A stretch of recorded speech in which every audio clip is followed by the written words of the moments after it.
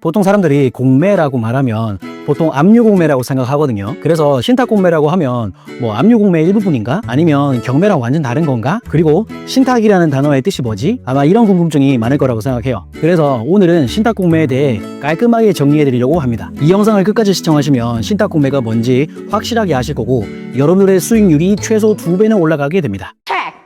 반갑습니다. 월세부자 슬기쌤입니다. 사실 신탁이 무엇인지, 압류공매와 무엇이 다른지 이런 부분들은 그렇게 중요하지 않습니다.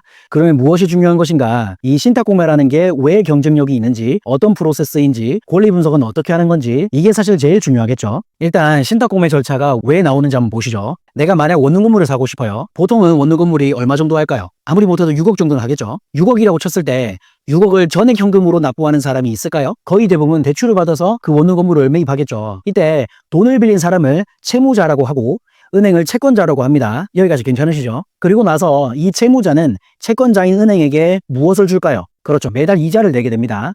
그런데 이 채무자가 사업이 잘 안 됐던지 돈이 나오는 구멍이 막혔다든지 해가지고 이자를 제때 못 냈어요. 그러면 은행이 3개월 이상 지켜보다가 계속 안 내면 어떻게 할 것 같으세요? 이자 내라 하다가 요 담보를 잡았던 그 부동산을 팔아요. 그럼 현금이 생기겠죠. 그러면 그 현금, 그 돈으로 은행이 회수해야 하는 그 대출을 충당을 하고 나머지를 이 채무자, 집주인에게 주면 되는 거죠. 이런 과정이 경매라는 것 정도는 상식적으로 다들 아실 거예요. 그죠? 신탁공매 프로세스도 이거랑 똑같아요. 다만 앞에서 받았던 담보대출이랑 조금 성격이 다른 건데요. 일반 사람이 받는 대출의 90%는 근저당 대출이라고 해요. 근데 신탁공매 프로세스는 다른 건 다 똑같은데 대출의 이름이 신탁대출이라는 대출을 받는 겁니다. 나머지는 다 똑같아요. 똑같이 여기에도 채무자가 있습니다. 신탁대출을 받은 사람이 채무자가 되겠죠. 이 채무자가 여전히 은행에게 매달 뭘 줘야 될까요? 그렇죠. 이자를 내야 됩니다. 그런데 신탁담보대출 받은 채무자가 이자를 안 내면 은행은 이 부동산을 아까처럼 현금화를 시키는데 그 과정이 신탁공매다라고 생각하시면 됩니다. 그리고 신탁담보대출을 실행해준 이 은행은 신탁공매로 부동산을 누군가 낙찰을 받았을 때 가장 먼저 돈을 받아간다라고 해가지고 우선적으로 돈을 받아간다. 수익. 그래서 우선수익자라고 합니다. 다시 신탁담보대출을 실행해준 은행을 뭐라고 한다? 그쵸, 우선수익자라고 합니다. 그러면 경매랑 신탁공매의 차이점이 뭐냐? 경매라는 건 사실 부동산을 전혀 모르는 사람도 경매라는 단어는 많이 들어보셨을 거예요. 굉장히 대중적이죠. 권리 분석하는 방법은 당연히 따로 공부해야겠지만 일반적인 사람들은 거의 대부분 경매라는 단어는 들어봤다 이렇게 말할 거예요. 그 다음 공매라는 단어는 경매라는 단어에 비해선 아는 사람이 적죠. 그런데 여기서 말하는 공매는 거의 대부분 다 압류공매를 말하는 거예요. 아까는 은행 빚을 갚지 못해서 나오는 게 경매라고 했잖아요. 압류공매는 세금을 체납해가지고 나오는 게 압류공매거든요. 그런데 이 압류공매라는 건 권리 분석하는 방법이 경매랑 거의 똑같아요. 다만 인도명령이라는 게 있냐 없냐의 차이밖에 없어서 경매에 비해선 낙찰가가 조금 저렴하긴 하지만 그렇게 많이 저렴하다고 느껴지진 않으실 거예요. 그런데 제가 오늘 말씀드리려고 하는 신탁공매를 아는 사람은 굉장히 적다라고 생각하시면 됩니다. 물론 이 신탁공매도 경매처럼 대중화가 되는 날이 오겠죠. 하지만 아직은 아니다. 그러니까 여기에 기회가 있다 이렇게 생각하시면 되겠습니다. 얼마나 사람들이 모르냐. 제 지인 중에서 지방에 위치한 은행의 대북에 있는 사람이 있는데요. 대북에 있음에도 신탁대출은 처음 들어봤다라고 할 정도예요. 물론 이 친구가 경력이 적어서 그런 것도 있지만 그리고 여러분들 부동산 사무실에 가셔서 사장님 어디 경매 나왔잖아요 이렇게 하시면 대부분 아실 거예요. 그런데 사장님 어디 신탁공매 나왔잖아요 라고 하면 아 그래요? 이렇게 말씀하십니다. 그래서 여러분들이 부동산의 가치를 잘 볼 수 있는 능력이 있다면 신탁공매라는 절차는 굉장히 매력적으로 다가올 겁니다. 그러면 이쯤에서 신탁공매에 대한 장점에 대해서 알아보겠습니다. 우리는 결국 부동산을 통해서 돈을 벌고 싶은 거잖아요. 그 중에서 우리가 일반 매매가 아니라 입찰, 낙찰을 통해서 돈을 벌고 싶은 거잖아요. 그러면 경쟁이 많아야 돼요? 적어야 돼요? 그쵸? 경쟁이 적어야겠죠. 그런데 신탁공매는 사람들이 거의 대부분 잘 모른다. 그 이유 중 하나는 잘 보세요. 경매를 가르치는 사람 학원은 되게 많죠. 이제는 압류공매 가르치는 곳도 확실히 많아졌어요. 그런데 신탁공매를 가르치는 곳은 많이 있다 없다? 많이 없을 거예요. 배울 수 있는 곳이 많이 없어서 입찰자가 많이 없는 것 같아요. 그런데 확실히 3년 전에 비해서 신탁공매 낙찰가가 점점 오르는 느낌이 듭니다. 경매처럼 대중화가 되기 전에 여러분들도 빨리 선점하시길 바랍니다. 이 입찰자가 적다는 게 참 메리트가 있는 게요. 저 같은 경우에 10억짜리 다가구를 4억에 낙찰받았고요. 저희 수강생도 6억 7천짜리 다가구를 3억 6천에 낙찰을 받았어요. 이 수강생은 2년 후쯤에 바로 판다고 하더라고요. 그러면 최소 2억 원의 차익을 볼 거라고 얘기해 줬습니다. 신탁공매의 장점 두 번째는 인터넷으로 입찰할 수 있습니다. 이건 압류공매도 마찬가지긴 한데요. 그래서 여러분들이 굳이 법원에 휴가를 내지 않아도 소중한 시간을 세이브할 수 있고, 그리고 인터넷으로 입찰할 수 있기 때문에 결과까지 인터넷으로 확인할 수 있다는 편리함이 있습니다. 세 번째 장점은 입찰이 엄청 빠르게 진행됩니다. 이게 무슨 말이냐, 보통 경매 같은 경우는 한 달에 한 번 입찰을 하잖아요. 만약 이번 차수에서 아무도 입찰 안 했다, 그럼 바로 입찰이 아니라 한 달을 기다려야 돼요. 저처럼 성격 급한 사람은 기다리지도 못합니다. 압류공매 같은 경우는 그나마 나아요. 일주일에 한 번, 어떤 거는 뭐 2주에 한 번 이렇게 입찰을 붙입니다. 그러면 제가 좋아하는 신탁공매는 어떻게 되냐? 신탁공매의 경우에는 보통 매일마다 입찰이 이루어집니다. 어떤 경우는 우선수익자의 요청에 의해서 하루에 2번을 입찰을 붙일 수도 있고 3번을 입찰을 붙이는 경우도 봤습니다. 그렇기 때문에 이 물건을 계속 주시하지 않으면 놓치게 되는 경우도 있을 수 있고요. 계속 확인하는 사람만 입찰을 들어갈 수 있습니다. 그 다음 신탁공매의 장점 네 번째는 신축, 준신축 물건이 많습니다. 왜냐하면 신탁공매는 보통 미분양 물건들이 많이 나와요. 그래서 보통 한 5년 이내의 부동산이 많이 있습니다. 그래서 여러분들 거주를 하고 싶거나 하자에 대한 문제가 없이 좋은 물건을 사고 싶으시면 신탁공매로 매입해보세요. 좋은 물건을 싸게 신축으로 구매할 수 있습니다. 신탁공매의 다섯 번째 장점은 수의계약이 가능하다는 거예요. 이게 사실 경매와 압류공매에는 없는 굉장히 큰 장점이죠. 보통 경매와 압류공매는 어느 선까지 유찰되다가 아무도 낙찰을 안 받는다, 그럼 끝이고 몇 개월 있다가 또 입찰을 붙이고 그런 시스템이거든요. 그런데 신탁공매 같은 경우는 계속 유찰하다가 우선수익자가 정해놓은 최저가 그 돈이 있어요. 그때마저 아무도 입찰을 안 했다, 그러면 먼저 선착순으로 손을 들어서 계약한다.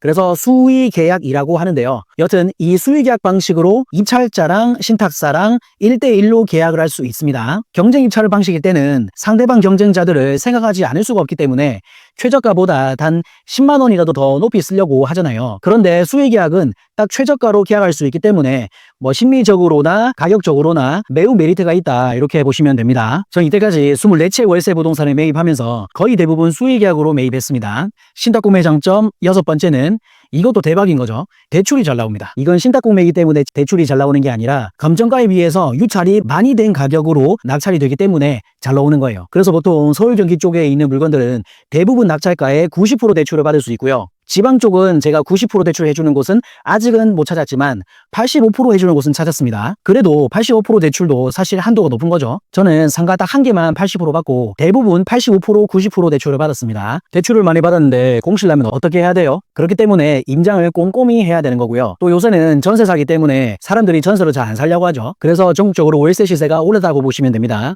그래서 임차를 맞추면 세입자로부터 임차 보증금을 받죠. 그 보증금으로 투자금을 회수할 수 있기 때문에 실제 투자금, 줄여서 실투금이 거의 500만 원 언더가 나온다. 심지어는 원래 투자금보다 더 늘어나는 경우도 있어요. 이런 걸 플러스 P라고 합니다. 정리해보자면 경쟁이 많이 없습니다. 인터넷 입찰로 하고 수의계약도 가능하고 저렴하게 낙찰되기 때문에 대출도 많이 나오고, 그래서 최종적으로 묶이는 돈이 거의 없다. 그리고 신축, 준신축급의 물건을 받을 수 있다. 그런데 이렇게 알려줘도 어차피 검색 안 해보실 거죠? 제가 지금 이 촬영을 1월 8일에 하고 있는데요. 부동산의 가치를 보지 않고 한번 봐볼게요. 관리번호 2024-1200-094109예요. 남양주에 있는 아파트고요. 맨 처음에 12월 31일에 11억에 입찰을 시작하죠. 근데 엄청나게 빨리 유찰돼가지고 1월 7일 녹화일 기준으로 어제 저게 5억에 낙찰되는 거예요. 그러면 입찰자가 많았냐? 지금 보니까 2명밖에 없었네요. 경매였으면 이런 물건에 몇십 명씩 입찰을 했을 거고, 이렇게 낮게 낙찰된다는 거는 엄청나게 권리가 복잡하거나 하자가 있는 물건이어야 될 텐데 신탁공매는 보통 이 정도다. 아니 저것만 그렇겠지? 그래서 다른 것도 한번 봐볼게요. 부동산의 가치는 보지 않고 그냥 숫자만 보는 거예요. 작년 12월 4일에 7.7억에 입찰을 시작해가지고 12월 8일에 5억 6천에 낙찰됐습니다. 몇 명이 입찰했냐? 이건 보니까 단독 낙찰이네요. 여러분들 심심할 때 한번 확인해 보시면 신탁공매는 단독 낙찰이 굉장히 많습니다. 자, 마지막으로 서울 물건 한번 보실까요? 2024-1100-083714고요. 이번에는 11월 20일에 무려 20억으로 입찰을 시작했는데 12월 10일에 7억 8천에 낙찰이 됐네요. 어마무시하죠. 근데 이거는 서울 물건이어서 그런지 입찰자가 그나마 있어요. 그런데 그래도 8명밖에 없네요. 이게 말이 되나요? 경매를 조금이라도 해보신 분들은 이게 말이 안 된다는 걸 아실 겁니다. 다만 신탁공매 물건은 조심해야 될 게 있는데, 내가 이 부동산을 매입했을 때 떠안아야 될 권리들, 인수해야 될 권리들이 있느냐 없느냐를 꼼꼼하게 보셔야 됩니다. 이런 걸 권리 분석이라고 해요. 경매나 압류공매는 유료 경매지를 보시면 클릭하자마자 권리 분석이 끝나요. 그런데 신탁공매는 여러분 본인이 알아서 권리 분석해야 되기 때문에 귀찮아요. 그런데 귀찮기 때문에 기회가 있다는 사실을 잊지 마시고 귀찮다고 어렵다고 회피하시면 안 됩니다. 권리 분석을 해보니 문제가 없다 라고 판단이 되면 이제는 뭐 하면 될까요?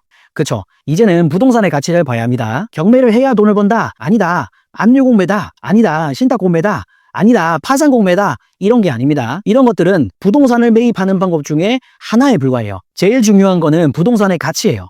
지도를 통해서 주변에 편의시설이 있는지 없는지, 역세권인지 등등을 판단하고 각종 사이트를 통해서 시세를 조사하고요. 여기까지 조사해보니 괜찮네? 싶으시면 반드시 현장에 가셔야 돼요. 원래 임장이라는 단어는 사전적으로는 현장 답사를 말해요. 그런데 제가 생각하는 임장은 현장 답사는 물론이고 주변의 부동산 사무실에 10군데 이상을 가보셔야 된다. 왜냐? 부동산 사장님들마다 성향이 있어가지고 원래 가격보다 뻥튀기를 많이 하시는 분도 계시고 어떤 분들은 굉장히 보수적으로 말씀하시는 분도 계셔서 그 동네의 평균값을 보셔야 되는 거예요. 그랬는데도 괜찮다. 그럼 입찰 또는 수의 계약을 한번 해보셔라. 이렇게 말씀을 드립니다. 저의 컨텐츠는 여러분들의 질문으로 만들어집니다. 다음에 좀 더 유익한 컨텐츠로 찾아뵙겠습니다. 감사합니다. 월세부자 서기쌤이었습니다.